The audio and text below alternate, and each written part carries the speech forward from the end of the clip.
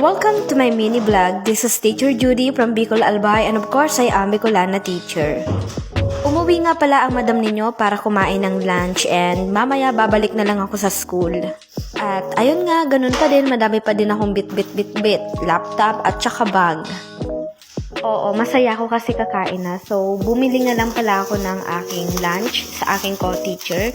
So, dried bangus at saka, ewan ko ba't bumili pa ako ng kanin. Nagluto naman ako kanina. Nakalimutan ko lang.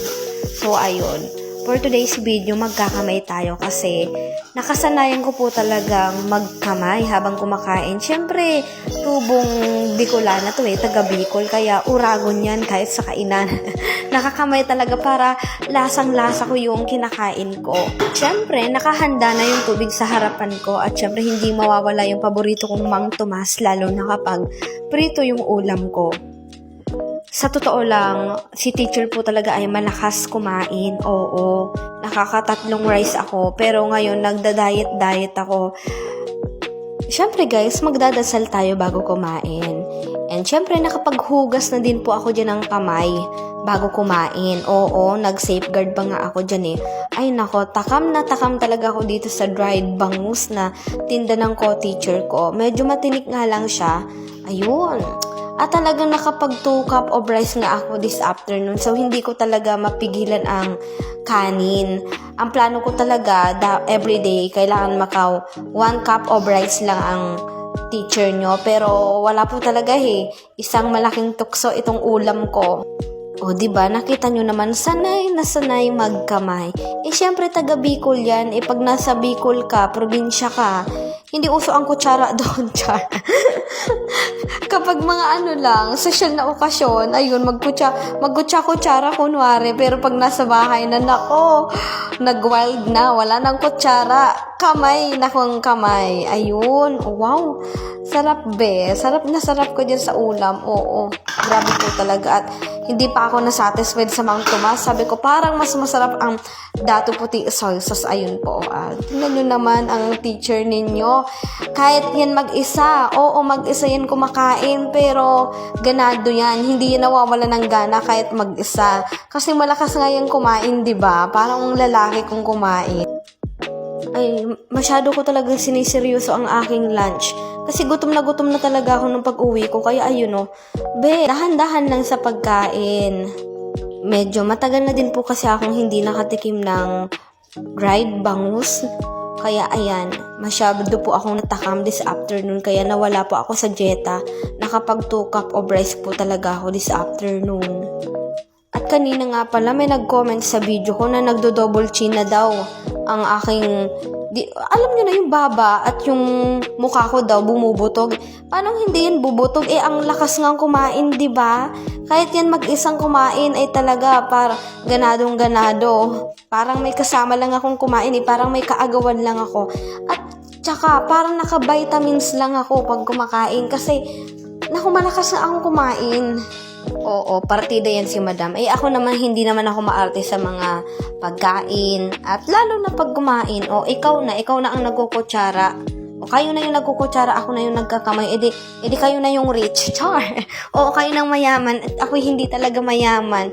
Nakasanayan ko na ang pagkamay-kamay mula pa nung sa Bicol. Syempre, Bicolana to, magayon na uragon pa. Sige, magkamay din kayo at talagang mai-enjoy nyo yung pagkain pag nakakamay. Diba? Wala kang titirhan, wala ka naman talagang titirhan dahil maigsa ka lang. Ang problema ko lang nito, kapag napapasarap ako sa kain, nag-bloated talaga yung tiyan ko. Nawawalan talaga ng forma or hulma yung tiyan ko. As in talagang bumubutog. Kaya po talaga may time na nagle-lessen ako sa pagkain ng rice kasi mabilis kang bumutog ang aking tiyan. So, mamaya na lang gabi, babawi na lang tayo mamayang gabi.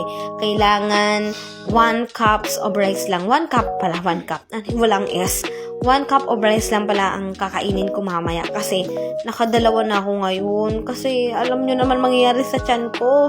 Lolobo at bibilog na naman. Diba? Sige, simutin mo, be. Teacher nyo,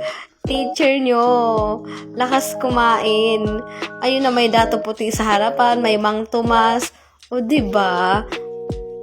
Ay nga pala, di ko kayo natanong, kayo ba'y kumain na? Ano nga palang ulam nyo guys? Si teacher, kailangan yan kumain ng madami dahil madami pa yan gagawin. Ay oo, madami pa talagang gagawin. Magko-compute pa ako ng grade sa MAPE.